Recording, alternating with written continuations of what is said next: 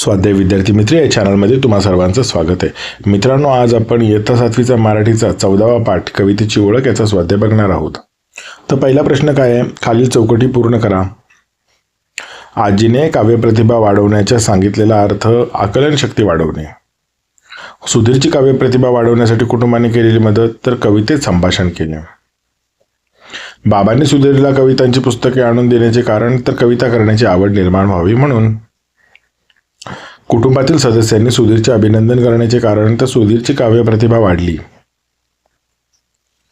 प्रश्न दुसरा, पाठातील कवितेतून बोलण्याची गंमत तुमच्या शब्दात मांडा. तो उत्तर आहे, पाठात सुधीरला काव्यप्रतिभा कळावी म्हणून कुटुंबातील सर्वजण यमक जुळवून कवितेतून संवाद साधू लागतात. प्रत्येक जण आपापल्या परीने कविता करीत असतो. जसे कवितेची सुरुवात करून आजी म्हणते, घरामध्ये लावते सांजवात, भाजी करते आता कांद्याची पात. लगेच याला प्रतिउत्तर म्हणून आजोबा म्हणतात, आता म्हाताऱ्याचा वाढतो वात, नको भाजी करू तू कांद्याची पात, तू बनव भाजी छान छान चवळी. ए सुधीर, आण रे इकडे दातांची कवळी. बाबा हे ऑफिसला जाण्याच्या घाईत असल्याने ते देखील, अगं आई पटकन खायला दे न ग काही, मला ऑफिसला जाण्याची घाई, नाही तर बॉस करू देणार नाही सही. अशा पद्धतीने सुंदर कविता करतात. सुधीरची आई देखील सर्वांच्या कविता ऐकून काय बाई कवितेची कमाल, बोलतात नि हसतात तोंडावर धरून रुमाल, अशा पद्धतीने यमक जुळवते. एकंदरीत सर्वजण छान यमक जुळवतात, त्यामुळे कवितेतून बोलण्याची गंमत तर लक्षात येतेच, परंतु याशिवाय सुधीरला देखील कवितेत संभाषण करून कशा पद्धतीने काव्यप्रतिभा वाढवता येऊ शकते याविषयीचे छान ज्ञान होते. प्रश्न तिसरा, या पाठातील आशयाच्या आधारे तुमच्या शब्दात एक छानशी कथा तयार करून लिहा. उत्तर, सुधीर हा एक शाळकरी मुलगा असतो. एके दिवशी शाळा सुटल्यावर सुधीर घरी येतो, परंतु त्या दिवशी तो कोणाशीच जास्त बोलत नाही.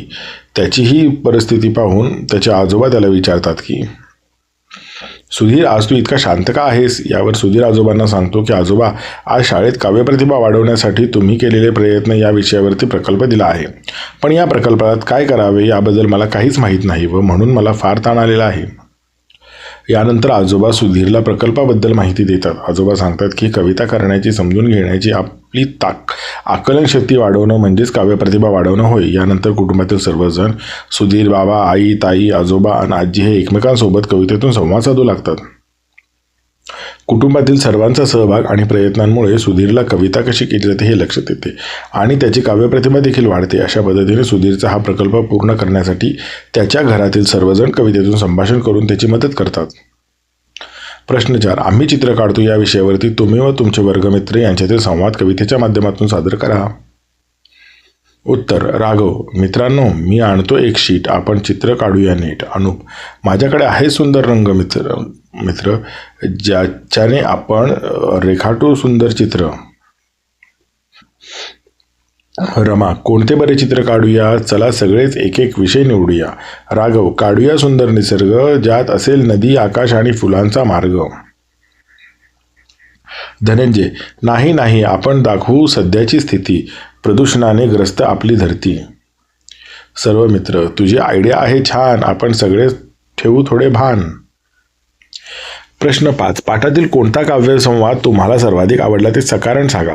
तर शांताबाईची बॅग आणि सुरवेची गिरणी, गदिमांचे घर आणि बालकवींची फुलराणी, चेतवले भावनांचे मोहोळ तुम्ही म्हणी, हा काव्यसंवाद मला खूप आवडला, कारण या काव्यामध्ये सुधीरच्या मनस्थितीचे वर्णन केले आपल्याला पाहायला मिळते. आता खालील आकृती पूर्ण करा. पाठात आलेल्या साहित्यिकांची नावे. काय नाव आहेत बघा. शांताबाई शेळके, गदी माडगुळकर, बालकवी आणि नारायण सुर्वे. चर्चा करूया. तुम्हाला कविता करायला आवडत असल्यास तुम्ही त्यासाठी कोणते प्रयत्न कराल? मला कवितेची आवड निर्माण करण्यासाठी मी जास्तीत जास्त पुस्तके वाचेल. मोठे लेखक आणि कवीने लिहिलेल्या कविता वाचल्याने माझ्या शब्दसमूहात वृद्धी होईल, ज्यामुळे मला देखील स्वतःच्या कविता बनवण्यास सोपे जाईल. आज अनेक ऑनलाईन सोशल मीडिया माध्यमे उपलब्ध असल्याने मी गुगल, यूट्यूब इत्यादीद्वारे मोठ्या कवींच्या कविता आणि कवी संमेलनाचे व्हिडिओ पाहील. खेळूया शब्दांची. खालील वाक्प्रचारांचा अर्थ चौकटीतून शोधून लिहा. खो देणे म्हणजे नकार देणे, पाश सोडणे म्हणजे बंधनातून मुक्त होणे, हेका धरणे, हट्ट धरणे करणे, भावनांचे मोहोळ चेतवणे म्हणजे भावना जागृत करणे. खेळ खेळूया. खालील कंसातील काही म्हणी दिलेल्या आहेत, त्या दिलेल्या वाक्यांशी संबंधित म्हण ओळखावं लिहा.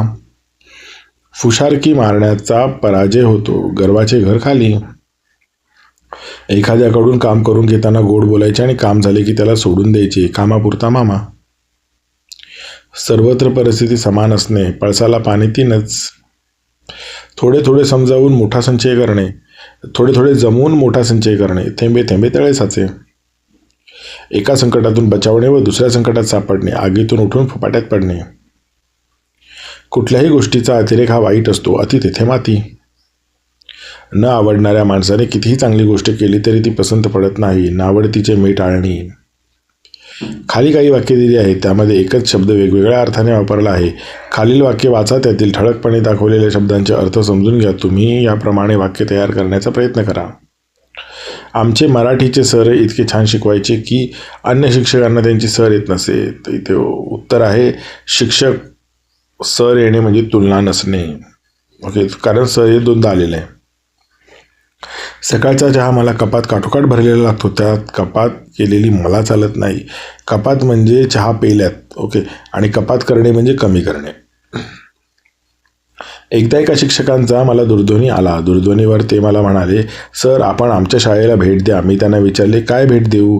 ते शिक्षक म्हणाले, ते शाळेला भेट दिल्यानंतर ठरवा. इथे भेट देणे म्हणजे भेटायला येणे आणि भेट म्हणजे नजराणा म्हणजे गिफ्ट.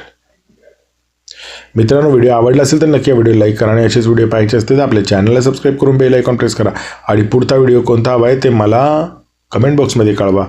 धन्यवाद.